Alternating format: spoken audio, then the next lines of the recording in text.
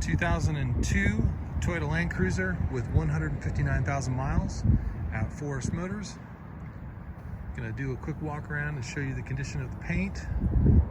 The vehicle, when we received it, original color was black with the two-tone dark gray bumpers and door moldings, and there are just enough little scuffs and imperfections on the bumper and moldings and rock chips on the hood from almost 10 years of use that we went ahead and just had the whole thing sprayed black.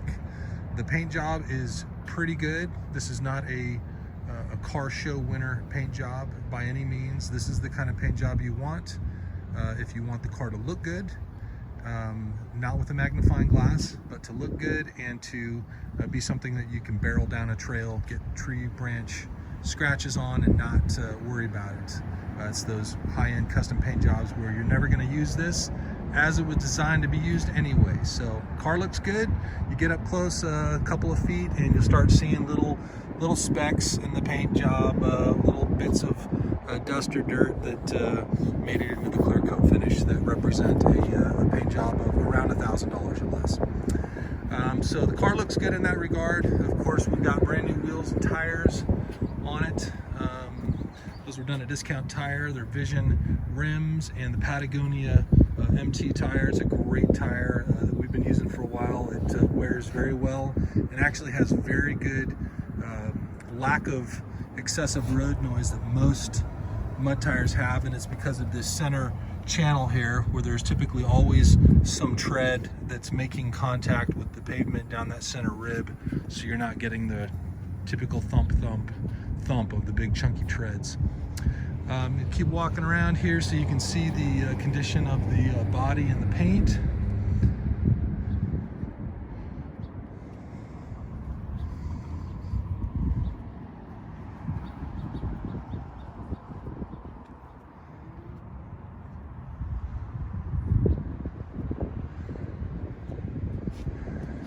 These older Land Cruisers all have glass headlights. It's great because they are a little tougher in that they don't yellow with the sun, so they don't get that old hazy yellowed out look. The downside is just like your windshield, they're susceptible to rock chips, which is very common. This one has one rock chip damage on the driver's side headlight, but the former owner had properly sealed that out with silicone, so there's no moisture in the lens, and it's working well as it should. Same thing with the fog lights. Actually, the fog lamps are plastic lenses. Okay, let's take a quick look inside.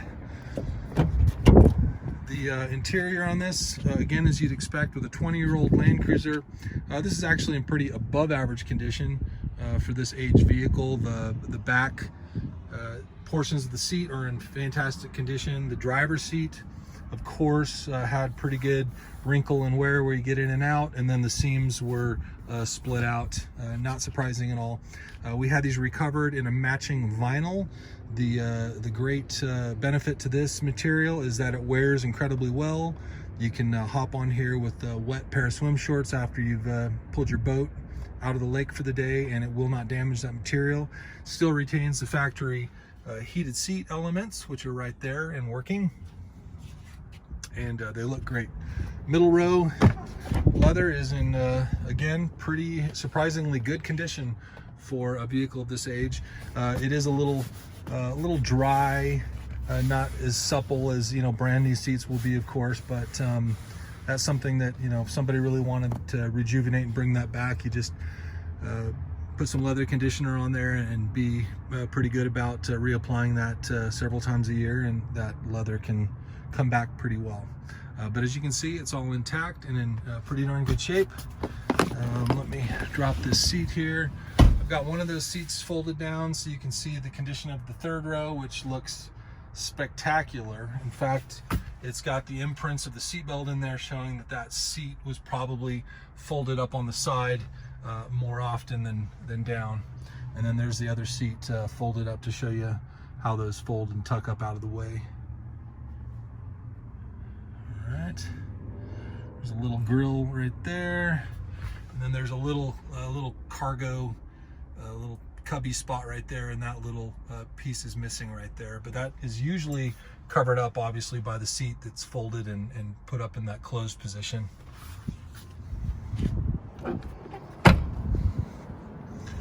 Rear hatch opens easily. It's got a nice little drop gate here.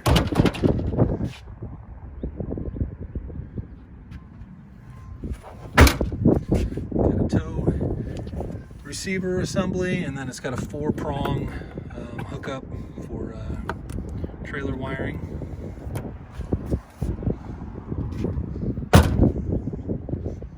Let's go ahead and start the car. We'll check some of the features here.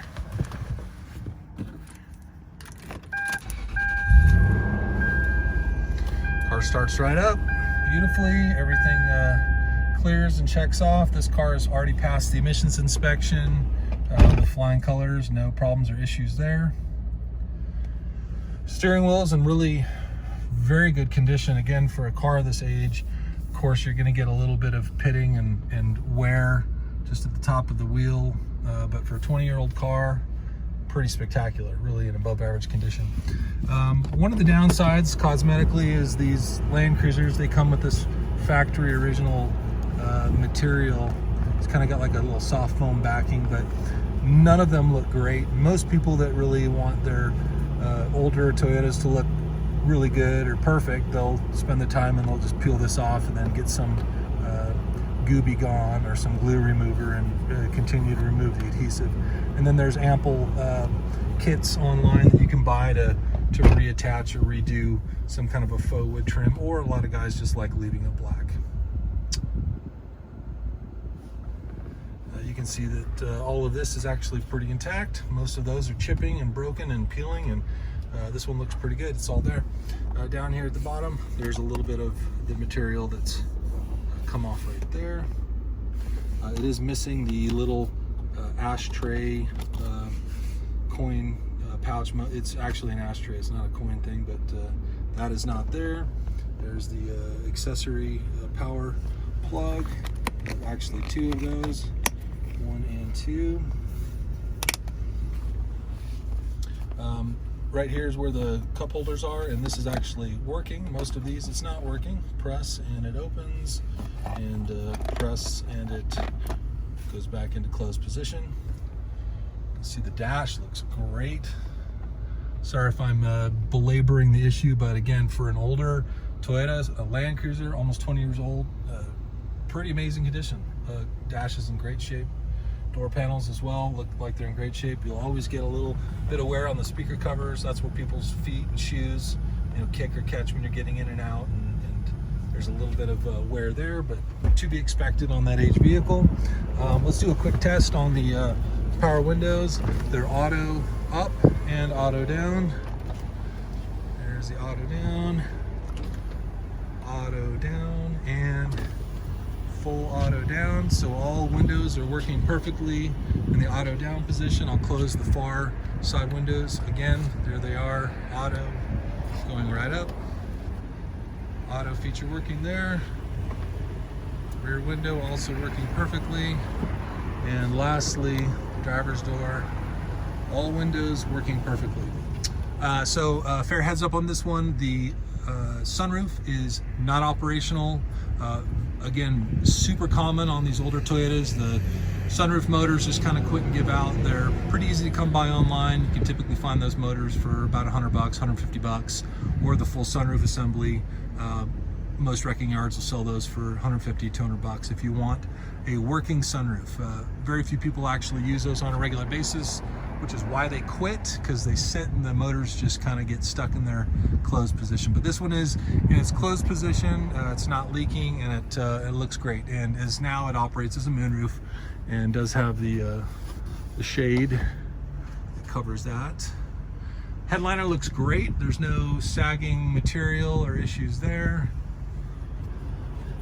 And again, back here, that looks great. There's the rear air controller for the rear air. Power seats are working great. You can see that moving forward and back.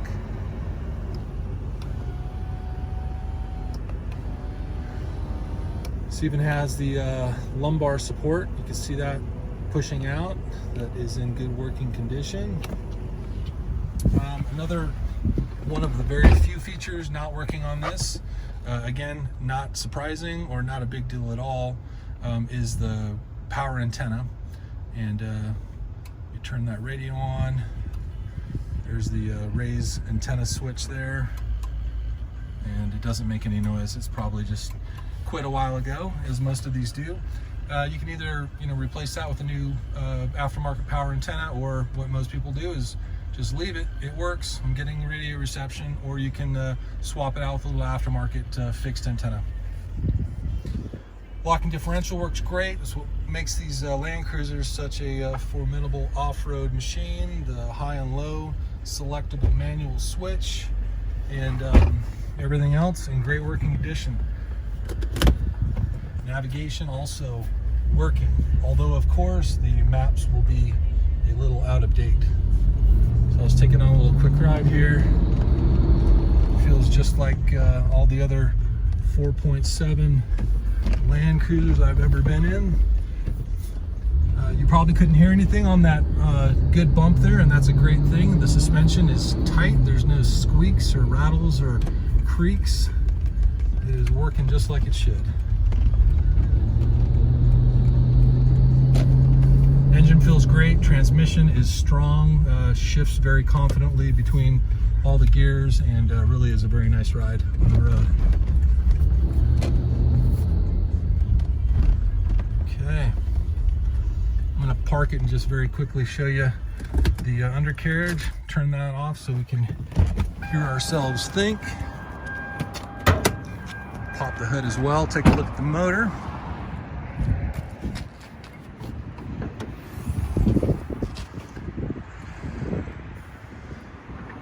Again, this thing has recently passed the emissions. Everything's running great, and not throwing any codes or anything weird. It runs just like it should. One of our greatest surprises on this was that the former owner took such good care of this and had the undercarriage sealed, which is a wonderful surprise. You can see the frame rails and the little access and factory punch holes are all exactly the right shape and size. There's no cancer or rust on this.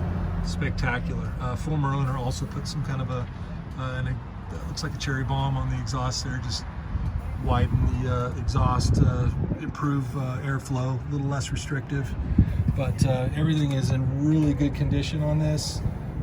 Again, no cancer, no rust or any components that are breaking or falling apart.